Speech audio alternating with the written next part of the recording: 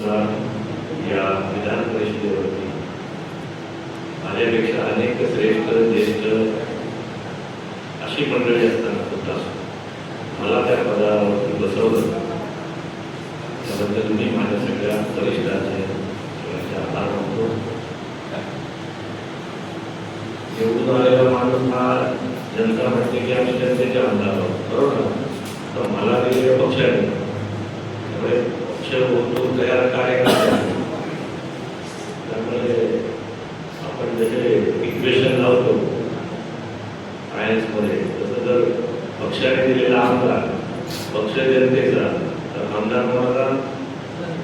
जनतेचा नाही, कार्यकर्ते, पक्ष कार्यकर्त्यांचा, बरोबर की नाही? मी काही निवडून आलेला आमदार नाही, मला पक्षाने दिलेले पक्षा कार्यकर्त्यांचा पक्ष होतो म्हणजे जनता म्हणतात कार्यकर्त्यांचा. त्यामुळे मी कार्यकर्त्यांचा आमदार आहे असं समजा, तुझा सन्मान आहे, कार्यकर्त्यांचा सन्मान आहे. त्यामुळे आजपासून दळवी साहेब तुम्हाला सांगितलं तसं या भागात म्हणजे मला आता या सगळ्या मंत्री आणि सगळ्या मंडळीने टास्क दिलेला आहे, जो काही एरिया दिला तो एरिया पालघर ते सिंधुदुर्गाचा दिला. तरी सुद्धा पत्रकार मंडळी पालघर ते सिंधुदुर्ग जरी दिला असला तरी माझं नोडल एजन्सी म्हणजे माझं पालकत्व म्हणा की मी कुठला आमदार असेल तर तो रत्नागिरी जिल्ह्याचा आहे आणि रत्नागिरीचे 5 विधानसभा माझं प्रमुख कार्यक्षेत्र आहे. त्यामुळे काळेवादाची गोष्ट आणखी पुढे आहे, आणखी ताकद येईल. मला जो काही निधी मिळणार आहे तो या 5 विधानसभेतच देणार आहे. निधी मिळणार म्हटलं की काळा ताकद आहे, काय करत चुकीचं नाही झालं, मजा आली. त्यामुळे आधी नो चिंता ओनली मनी, बरोबर ना? मनी इन द सेन्स निधी, निधी आपलं काही वाईट मला काही काम नाही. माझी पहिलंच तुम्हाला सांगायचं आहे की दळवी सर तुम्ही सगळे थोडे मंडळी आणि तुम्ही सगळे नामांतर मागे या मंडळगड विधानसभेमध्ये जातो. मंडळगड तुमची एक विधानसभा याच्याशी तुमची जी काही स्वप्न आहे कार्यकर्त्यांची नेत्यांची ती पण आपल्याला पूर्ण करायची, कारण आपलं पार्लमेंट सेक्रेटरी पंचायत आपलं राज्य. आपण निवडणुकीत सांगत होतो की आम्हाला पार्लमेंट पंचायत राज्य द्या, आम्ही विकास करू. आता जे भारतीय जनता पक्षाचं द्वैत आहे की अंतिम माणसापर्यंत पोहोचायचं, म्हणजे दीनदयाळजीने आपल्याला सांगितलेलं, अंत्योदयाचा आपल्याला संदेश दिलेला, त्यामुळे अंतिम माणसापर्यंत आपल्याला पोहोचायचं. त्यामुळे केंद्र आणि राज्य सरकारचं अगदी जिल्हा परिषदेचे पंचायत समितीचं ग्रामपंचायतीचं आपल्या भागामध्ये असलेल्या शेवटच्या माणसापर्यंत आपण आणि आपल्या भागामधला दोन्ही हळूहळू अन्न, वस्त्र, निवारा, रोजगार, आरोग्य याच्यापासून वंचित राहणार नाही हे आपलं मिशन आहे. त्यामुळे त्या मिशन आपल्याला तर पोहोचायचं हरकत नाही. आपल्या भागात प्रतिनिधी हे चालू आहे, उलट शांतता चांगली आहे प्रत्येक घरामध्ये. तर अंतिम माणसापर्यंत आपल्याला पोहोचायचं बाळगून आपलं क्रमांक 1 येईल. तर मला या ठिकाणी जे काही आणलेलं आहे, बरोबर, 5 विधानसभा दिलेल्या आहेत.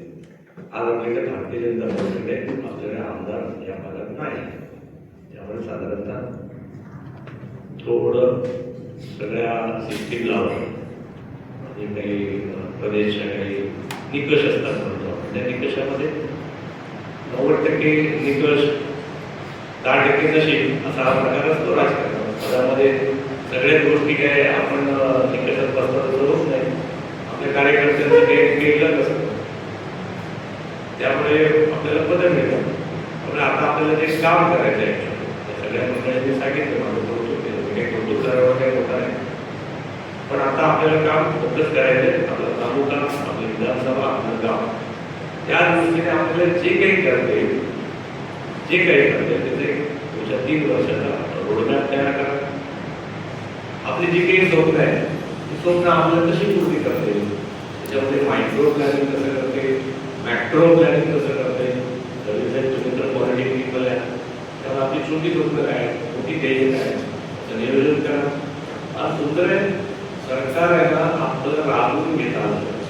ठीक आहे, तुम्हाला कनेक्टिव्हिटी नव्हती, लगीन नव्हतं, मी आहे, पण माझं काही अंतिम ध्येय नाही.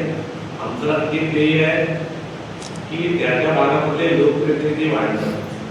प्रमोद महाजनजी फार सुंदर म्हणाले की ताप मोजायचं असेल थर्मामीटरला, बरोबर, तर कळतो किती ताप आला, 95 आहे, 100 आहे, 180. पक्ष मोजायचा असेल, पक्षाची ताकद मोजायची असेल तर ते लोकप्रतिनिधी मोजा. एवढे जास्त लोकप्रतिनिधी त्यामुळे अनेक लोक म्हणतात, मी नेहमी सांगतो, पक्ष हा 100% चालतो, संघटनाही 100% चालतो. त्यामुळे या भागातील संघटना आपल्याला 100% वाढवायची, प्रत्येक स्तरापर्यंत जायचं आहे. निवडणुका या युतीत चालतात, महायुतीत चालतात. त्यावेळेला आपले नेते सांगतात, चव्हाणजी असतील, फडणवीस साहेब असतील, ते सांगतील यांची युती करा, त्यांची युती करा. त्यामुळे युती करणं, महायुती करणं इट्स नॉट अवर बिझनेस. आपलं काम नाही, आपलं काम कार्यकर्त्याचं आहे. आपल्याला जे काही केंद्रात राज्यात जी काही सत्ता आली आहे त्या सत्तेचा जो उपयोग आहे तो आपल्याला करून द्यायचा आहे सामान्य माणसाला. त्याच्यासाठी काही सिस्टीम नळीच्या लावलेली त्यामुळे आपण मोठा विचार करा. सतीश राऊत तुम्ही आता जिल्हाध्यक्ष झाला, पुढे काळात जिल्हाध्यक्ष झाला. मी जिल्हाध्यक्ष झालो म्हणजे मी आमदार होतो, सगळीकडे संघटना होतो, सरकार नव्हती, 1 रुपया निधी नव्हता. राईट टाइम आहे. माझं म्हणणं आहे, आताची वेळ चुकवू नका. हरकत नाही आपल्याकडे, आम्ही आहोत तुमच्याबरोबर. तुमचे सगळे स्वप्न, सगळे ड्रीम, जनतेची आमचे काही स्वप्न नाही, तुमचे सगळे स्वप्न पूर्तीचा कार्यक्रम तुमच्या 5-10 वर्षाचं प्लॅनिंग फार बरे.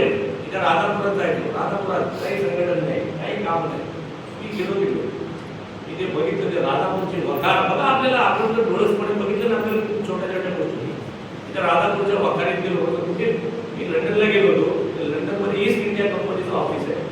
ईस्ट इंडिया कंपनीच्या ऑफिसमध्ये राधापूरच्या वखारीचा उल्लेख आणि त्यांची कशी वखार होती, ब्रिटिश, डच, पोर्तुगीज कसे यायचे आणि तिथे व्यापार करायचे. मी सर म्हणून म्हटलं चला आता आपण आलोय 10 वर्षा 15 वर्ष. खूप मान्य आहे, खूप अभिमानी आहे. एक परसेप्शन क्रिएट होतं की पैशाने नाही आहे. पैशाला उत्तर आपलं काम, आपला संपर्क, आपण काय काम करतो. बाळाने या ताकदीने लढा. बघा, एक दिवस तुमची स्वप्न सुद्धा पूर्ण होतील. तुमचा आमदार, तुमचा खासदार, तुमचा खेळती, तुमचा पंचायत, हे सगळे प्रमुख भारतीय जनता पार्टीचे असतील. असं ध्येय घेऊन लढा. तर बाळानो संघटना उभी राहते, बरोबर आहे, नाहीतर संघटना उभी राहत नाही. हेच मी सांगायला, हेच समन्वय करायला हनुमानजी हे थोडी सांगतात, मला तरी कधी ती लस लागते, विस्मृतीच आहे. आणि जांभून नावाचा एक बिचारा म्हातारा असतो पांढर, तो जाऊन सांगतो, अरे तुम्ही कशाला काढताय, धरणार आहे, हनुमान बघाय, त्याला सांगत तो 100 वजन उडी मारतो. मग जाऊन ते भीमरूपी महारुद्रा वज्र हनुमान जी काही त्याची बाळांनो आता ह्याच्यानंतर साधना तिकडे काही नाव नाही, बरोबर आहे. आणि ही पार्टी फार सुंदर आहे. मी नेहमी सांगतो, काय अध्यक्षजी, आता हे अध्यक्ष, मी पण अध्यक्ष होतो, 3 वर्ष आपला अध्यक्ष सातबारावर असतो, त्याची माफी मागून सांगतो. 3 वर्ष सातबारावर असतो, मी पण अध्यक्ष होतो. 3 वर्षानंतर आता हल्ली तुमच्या वेळेस रिपीट होता, आमच्या वेळेस रिपीट पण नव्हतं एकदा. 3 वर्षानंतर तो इतर हक्कात जातो, इतर हक्कात त्याच्या 3 वर्षानंतर तो गुळात जातो. 3 वर्षात आपले गट दाखवा, नाविन्यपूर्ण जा. आता याने मला सांगितलं 900 मुलं आहेत तुमच्याकडे. 900 मुलं म्हणजे एक मुलगा म्हणजे एक कुटुंब, 8-10 मुलं, बरोबर की नव्हतं.